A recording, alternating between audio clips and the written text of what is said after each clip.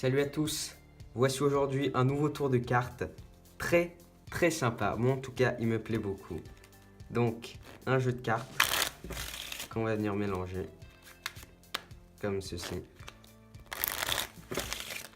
Et une fois que c'est bon, le spectateur, donc vous allez m'arrêter quelque part afin de choisir une carte. Donc vous me dites stop, stop ici. Je vous montre la carte, je ne la regarde pas. Et on va la poser sur la table. Voilà. Et maintenant, donc, je vais vous expliquer ce qui va se passer avec une autre carte. Donc, on va en prendre une, n'importe laquelle.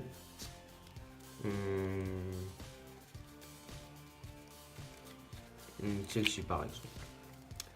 Il faut savoir qu'un jeu de cartes est donc constitué de 54 cartes, donc 2 jokers et 52 autres cartes, dont 26 cartes rouges, 26 cartes noires, 13 carreaux, 13 cœurs, 13 piques et 13 trèfles. Et chaque carte possède une autre carte qui lui est liée, possède une âme sœur, possède une carte jumelle, vous l'appelez comme vous voulez. Je vous ai pris ici l'exemple du 2 de pique.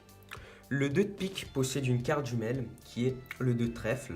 C'est tout simple, car les deux cartes, elles ont la même couleur, pique et trèfle, et elles ont la même valeur. Elles ne sont pas identiques, elles sont jumelles. Elles sont semblables. Et c'est ainsi pour toutes les cartes. L'as de carreau possède une carte jumelle qui est l'as de cœur. Etc. etc. Et votre carte en possède une aussi. Donc, je vais la regarder pour la première fois. Le 6 de trèfle. Donc, si vous avez bien suivi mes explications, je vais vous demander de réfléchir à la carte jumelle qui correspond, à l'âme sœur qui correspond à votre sélection. Réfléchissez-y, vous avez un peu de temps. On va juste faire ceci. Et à 3, je vais vous demander de dire à voix haute la carte jumelle de votre 6 de trèfle. 1, 2 et 3. Je pense que vous avez trouvé le 6 de pique. Alors, on se retrouve pour les explications du tour. Vous allez voir, c'est très facile. Vous prenez un jeu de cartes, vous le mélangez, le spectateur le mélange, et puis vous allez devoir forcer une carte. Vous allez devoir prendre connaissance de la carte. La carte que le spectateur va prendre n'a aucune importance, mais vous devez la connaître, donc c'est pour ça que la meilleure façon, sans la regarder, c'est de la forcer, sinon je ne vois pas vraiment une autre méthode. Vous utilisez la technique que vous voulez, je vous en donne une très simple et c'est une que j'utilise très souvent. Vous prenez connaissance de la carte du bas en regardant discrètement sans que le spectateur s'en rende compte.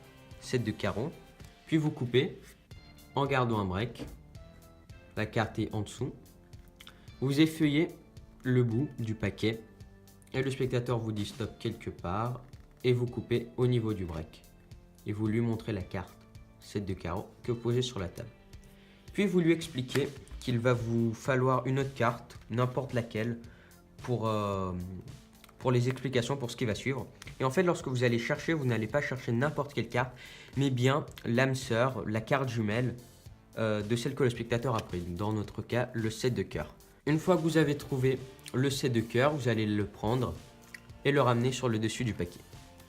Et puis la dernière manipulation que vous allez faire, c'est une levée double. Levée de carte en donnant l'impression que vous en levez une seule, comme ceci. Et vous lui dites donc que pour les explications, vous avez pris dans notre situation le 8 de trèfle et vous lui expliquez que le 8 de trèfle possède une carte jumelle, le 8 de pique. Vous lui expliquez pourquoi, vous racontez tout votre charabia. Je ne vais pas détailler plus que ça, vous avez vu dans la démo ce que j'ai dit, mais vous pouvez bien évidemment changer de discours. Et puis vous retournez la carte.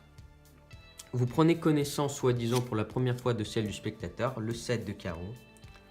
Vous prenez la première carte. Le spectateur pense